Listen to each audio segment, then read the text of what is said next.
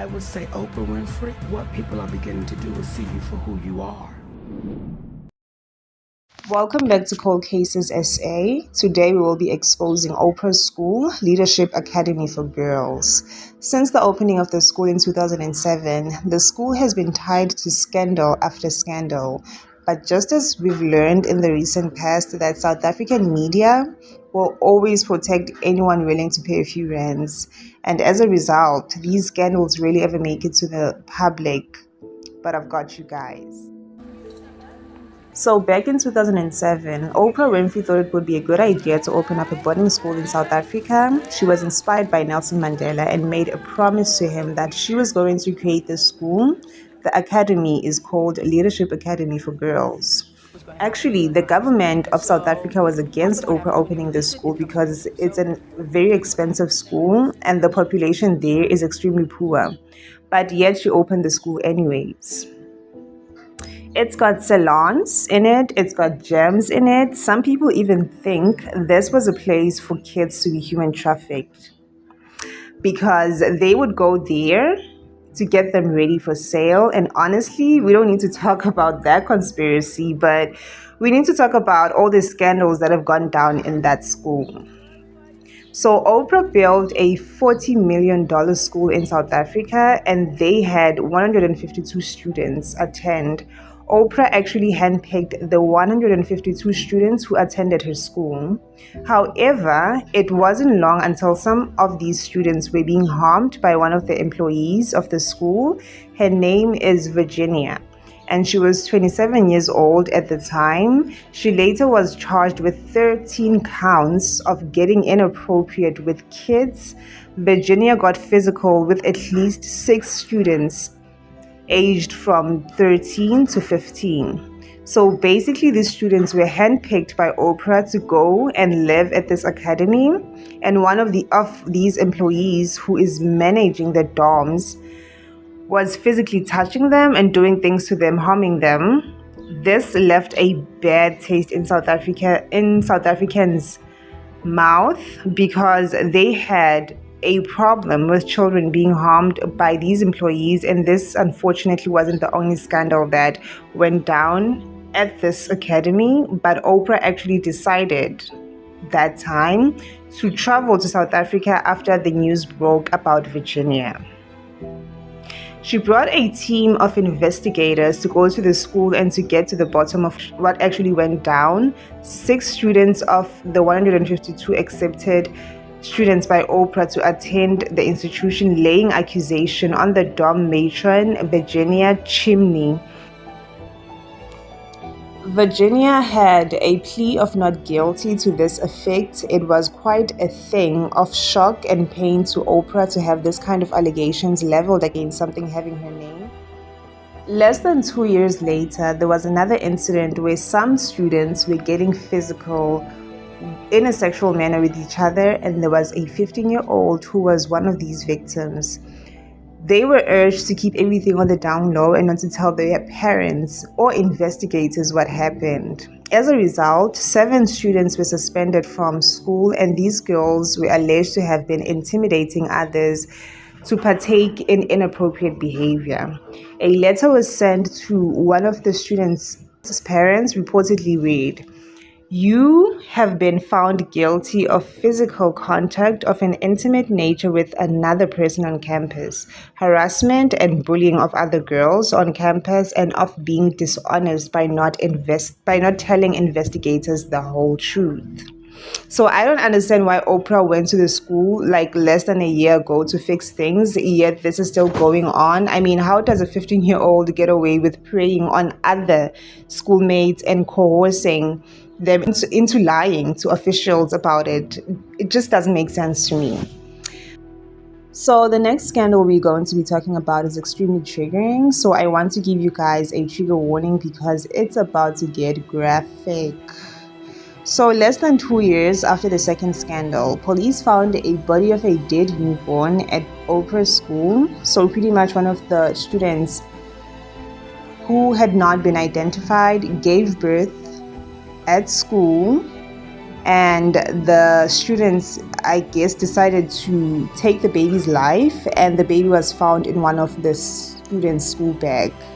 The student who gave birth to the baby actually went to hospital and was treated for excessive bleeding because I guess they gave birth in the school and just had the baby in the bag. Obviously, that's very horrific actually.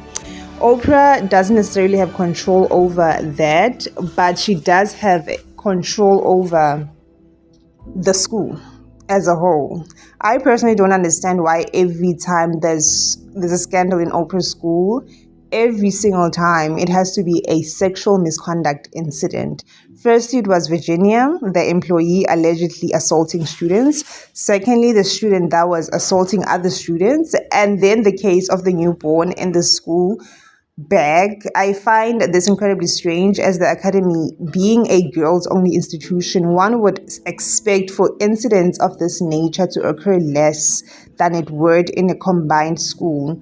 And you know what else is very strange? The school had very strict rules for when the families would visit the school. The families were supervised on the school premises as well as their interactions with the students.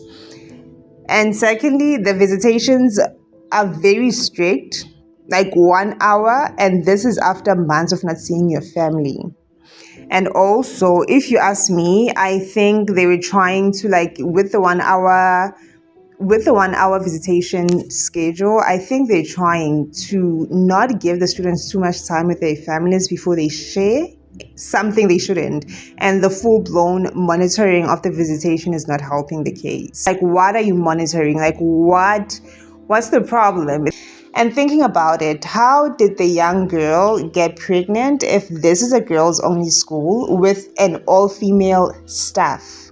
To have an answer to these questions, we have to start looking at the founder, which is Oprah Winfrey, and go back to the very beginning.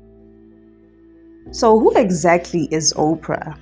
Oprah Winfrey is one of the most influential and successful celebrities of our generation. She started off in television and was able to build an empire off of her show since becoming famous.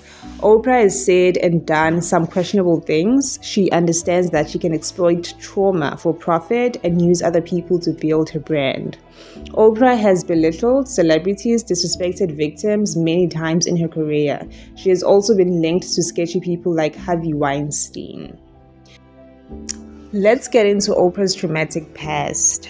She likes to bring up her past experiences because she's had a traumatic childhood. So Oprah has revealed that she was raped by her cousin at the age of 9. And then she was also raped by another family member. She ultimately got pregnant at the age of 14 because of it. She says that she felt so much pain and shame. There was actually a family member of Oprah who's sold this story in 1990, like before Oprah spoke about this teen pregnancy and what she went through.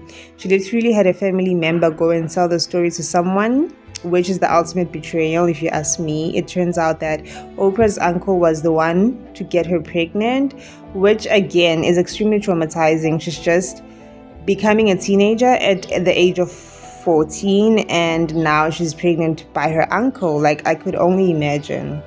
Oprah has spoken about this situation a few different times, and maybe she's coping with it by going public, or maybe she wants to present her story because other people have stories like that out there. But in 2015, she actually revealed the name of a baby boy that she lost. She went to the hospital to give birth at the age of 14, and unfortunately the baby passed away a few weeks later. It turns out the baby was premature, and I can't imagine what her body was going through at that point, being 14, just had a baby, and now losing the baby, and also dealing with the trauma of being raped by your family members. And Oprah did an interview with a reporter before she came to Australia. Oprah claims that after she told this story, she felt free because being pregnant at 14 wasn't easy because people were judging her. People on the streets were like, why is this 14-year-old pregnant? And she was worried about her future career. Ultimately led Oprah into extreme depression. And she shared at one point that she actually considered taking her own life. After Oprah lost her baby, her father had a conversation with her where she let her know that maybe this is a second chance for her, which, I feel is insensitive, but yeah, what can you say? So this is how Oprah dealt with the situation. She just believed that this was like a second chance for her to be a kid again. And yes, this is what we've heard Oprah say about her own childhood. So Oprah has been telling this story for years, even decades. When one of her family members came out and exposed that Oprah has been lying this entire time, Oprah had learned that trauma sells, pain sells, and that more people are more likely to like you if they pity you. The family member further shared that Oprah was not ever a poor child. It does not come from a poor background, and she was instead a pretty wealthy child. She got everything she wanted, and she would never went through all these experiences. This is just a story she concocted to gain more viewers for her show and to gain more power for her stardom. Oprah has been lying about being a rape victim and surviving rape just to be more famous, just to be more liked, and just to get more views for her show at the time. Yeah, guys, I don't know what you make of that, but that just seems very diabolical and sociopathic because she has kept up this story for decades. For decades. This is not just a one-time story. She has kept up this story for decades, and we have watched Oprah over the years invite victims of rape and Epstein and completely disrespect them on the show and be entirely insensitive. So yeah, I don't believe Oprah is a rape victim. Actually, just following her career and how she's treated other rape victims, it makes me believe this is just a story, and she just did it to open up the door for her to talk about sexual assault assault victims openly, without the consequence that she would get otherwise if people didn't believe she was a rape victim herself. So yeah, that's something to consider as well. Oprah has been lying about her past, her family, her financial status from childhood, and her experiences. I also believe that understanding Oprah, you need to understand her associates. And let's move on to who she has associated herself with throughout her career and over the past 3 decades. When people think about Oprah, they think Harvey Weinstein as well, because they have been linked together so often. First off, Oprah and Harvey have been friends for over 2 decades. A lot of people use the argument that she didn't know about what he was doing, but that's impossible because everyone knows about Harvey Weinstein and his reputation ever since the 90s. If you guys don't know who Harvey Weinstein is, he is a major film producer who is pretty much the face of the Me Too movement in Hollywood, because he was called out by a bunch of different actresses that he violated. When he was getting cancelled and exposed for everything that he has done, Oprah allegedly called him and offered her support. Even though Oprah's team denied this, I believe it because Oprah has been close to Harvey, and she has shown him so much sympathy over time, even though he is a disgusting man and he deserves to rot in jail. I don't understand why Oprah wants to be best friends with someone like Harvey Weinstein anyways. What's happening with Harvey Weinstein? I know you posted on Facebook already, but you haven't kind of spoken yet publicly about what's going on. I think that this is, I'm always trying to look for the rainbow in the cloud, whatever is the silver lining. And so I think this is a watershed moment. And if we make this just about Harvey Weinstein, then we will have lost this moment. I think this is a moment where no matter what business you work in, there have been women who not only had the disease to please, that's a part of it, but who felt that in order to keep my job, in order to keep my position, in order to keep moving forward, I've got to smile, I've got to look the other. Some people actually believe that Oprah convinced some of the actresses to hook up with Harvey Weinstein and actually Rose McGowan tweeted out, "I'm glad more people are seeing the ugly truth of Oprah. I wish she was a real, but she isn't. Oprah has attempted to speak out on Harvey Weinstein, but she never really gets to the point, and you can tell that she's trying to protect him. Oprah is trying to switch the narrative and make this about everyone because it's not just Harvey, which is disgusting if you ask me." This is what so many people don't understand. A big part of the confusion and shame for child victims is that the attention and the seduction from the predator, who is probably going to be somebody you know. Right.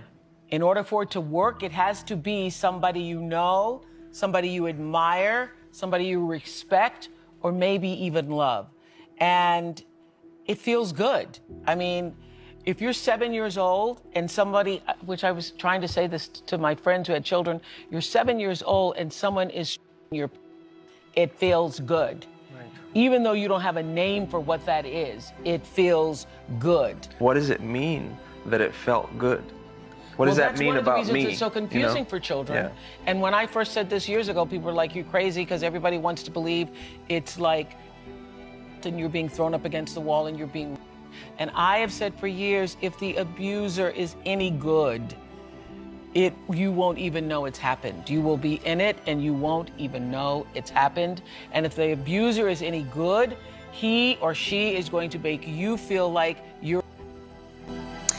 And another associate that is very questionable that Oprah has associated herself with is John of God. Oprah actually put on her show and made him even more famous. Oprah legitimized this celebrity healer, John of God, by featuring him on her show. This man is a criminal. So this guy, John of God, was based in Brazil, and he had a facility which was a healing facility, apparently, and supposedly he used his spiritual powers to heal people. It's kind of freaky that Oprah's list of friends include all these criminals and these people who go around and violate other people.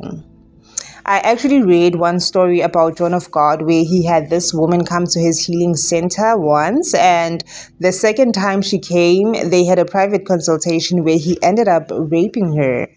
This man would use his spiritual healing power to take advantage of vulnerable people and do whatever she wanted to them, basically. And of course, Oprah having a whole show about him really gave him a lot of success and a lot of new clients. This all took place in 2010 during one of Oprah's segments, Do You Believe in Miracles?, where she went and interviewed him.